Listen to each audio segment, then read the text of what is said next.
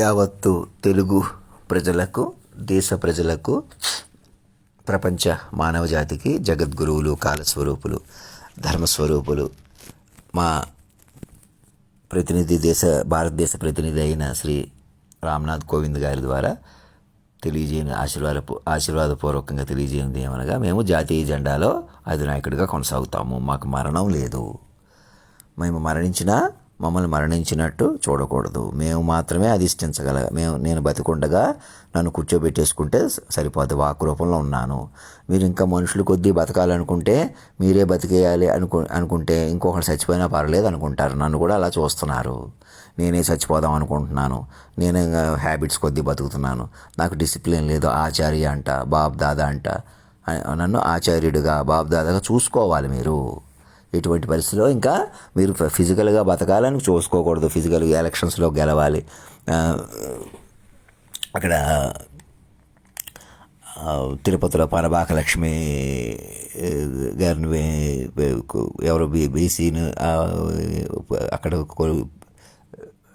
అక్కడ నిలిపి ఎలాగైనా మేము గెలిపించాలి. అక్కడ ఆల్రెడీ ఉన్న వాళ్ళకి సీట్లు ఇవ్వకపోవడం, మీరు అనేక మంది మోసాలు చేశారు కాబట్టి మీ గ్రిప్పుల్లో పెట్టుకున్నారు కాబట్టి మీ చేతుల్లో ఉన్నాయి. మేము బలంగా ఉన్నాం. మేము లోకాన్ని నిర్ణయం చేస్తాం, మనుషులు నిర్ణయం చేస్తాం. పంచభూతాలను శాసించిన వాళ్ళు లెక్క చేయం. మేమే మనుషులను ఏదో చేసేస్తాం అనే ఆలోచనే పొరపాటు. ఇంకా మీలో ఎవరో పెద్దోళ్ళు ఉన్నారు. పెద్దోళ్ళతో పెట్టుకుంటే ఎలాగ అయిపోతుంది. మేము ఎవరో చిన్నోళ్ళు ఉన్నారు. అదే పొరపాటు. అసలు మనుషులే లేరు. మనుషులందరూ చచ్చిపోయారు. కాలాతీతాన్ని పట్టుకొని కొత్త జీవితాలు ప్రారంభించాలి. నూతన యుగం వైపు వెళ్ళిపోవాలి. కాలాతీతాన్ని పట్టుకోవడమే సెలబ్రేషన్స్. ప్రధానమంత్రి గారికి, రాజీవ్ గాంధీ గారికి చెప్పండి, అతను పర్సనాలిటీ లేదండి, అతను ముందుకు తీసుకొస్తే గందరగోళం అయిపోద్దా అని అనుకుంటున్న వాళ్ళు ఇప్పుడే మీరు గందరగోళంలో ఉన్నారు. నేను మాట రూపంలో ఉన్నాను. పర్సనాలిటీ మీరు పెంచుకోవాలి.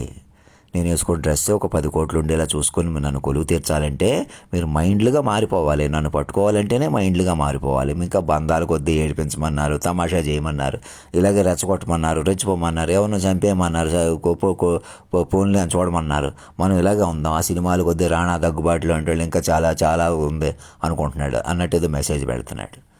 నన్ను పట్టుకోకుండా మీరు రెప్పబాటు లేదు మెహక్తో వచ్చి నన్ను ఊరేగింపుగా అధినాయక బొల్లారంలో కొలువు తీర్చాలని అతను కూడా ఆలోచించాలి.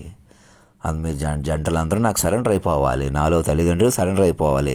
అప్పుడే మీకు సూర్యుడిని పట్టుకుని ముందుకు వెళ్ళే శక్తి వస్తుంది. మైండ్తో పట్టుకోవాలి. మీరు మనుషులు ఉంటూ చచ్చిపోతున్నారు. ఇంకా మనుషులు కొద్దీ మలపాలి, నన్ను పక్కన మలపాలి. ఎడ్లపల్లి రామకృష్ణ కొద్దీ ఇక్కడ ఏదో చెప్పేస్తే నేనే ఇక్కడ ఉండిపోయాను. మామూలు పాత డ్రెస్సులు వేసుకుని అలా ఉంటున్నాను. అదే పొరపాటు. మీరు నన్ను అలా చూస్తున్నారు. అలాగా అక్కడ చెత్తపడి ఉంది. మున్సిపాలిటీ వాళ్ళు వచ్చి క్లియర్ చేసేసారు. అలాగా నా పోలీసులు నా ముందు చెలగలగలటం, నన్ను మంచిగా చూడటం, నేను వాళ్ళకి భయపడిపోవాలనుకోవటం, వ్యక్తిగత గొడవలా చూపించుకోండి. ఇప్పటికే మీరు ఒకరిని మోసం చేయటమే పొరపాటు. మీరు వాళ్ళ కాళ్ళ మీద పడిపోవాలి. కొత్త జీవితాలు ప్రారంభించాలి. ఎలాగా కులం ఇంటి పేర్లే కాదు, పొజిషన్ కూడా, దేశ సార్వభౌమత్వం కూడా మీరు ఎవరిని అవమానించారో వాళ్ళ కాళ్ళ మీద పెట్టేసేయాలి. నాతో మొదలు పెట్టాలి. నన్ను మనిషిగా చూడటమే అవమానించటం, ఎలాగైనా శరీరంగా చూడటమే అవమానించటం. మీరు మాటకు సంబంధం లేకుండా ఏదోటి మేధావులా మాట్లాడినా అది మేధావితనం అవదు. వెంకయ్య నాయుడు గారు తెలుసుకోవాలి. ముందే స్మార్ట్ సిటీలు అలా చెప్పాను కదా, అలా ఉంది. ముందే పదవులు ఇచ్చాను కదా, అలా ఉంది. అంతటోని వదిలిపెట్టేసేయటం ఏంటి, పట్టుకోకపోవడం ఏంటి అని ప్రతి ఒక్కరూ ఆలోచించేలా చేయాలి. చెప్పుకోవాలి, వినాలి. మన అదేపు మైండ్ మారిపోతే సరిపోద్ది. ఇంకా నేను పాడిన పాటలు అక్కడ పెట్టాను కదా, అవి చెప్పుకోవాలి, వినాలి. ధర్మో రక్షతి రక్షత, సత్యమే జయితే.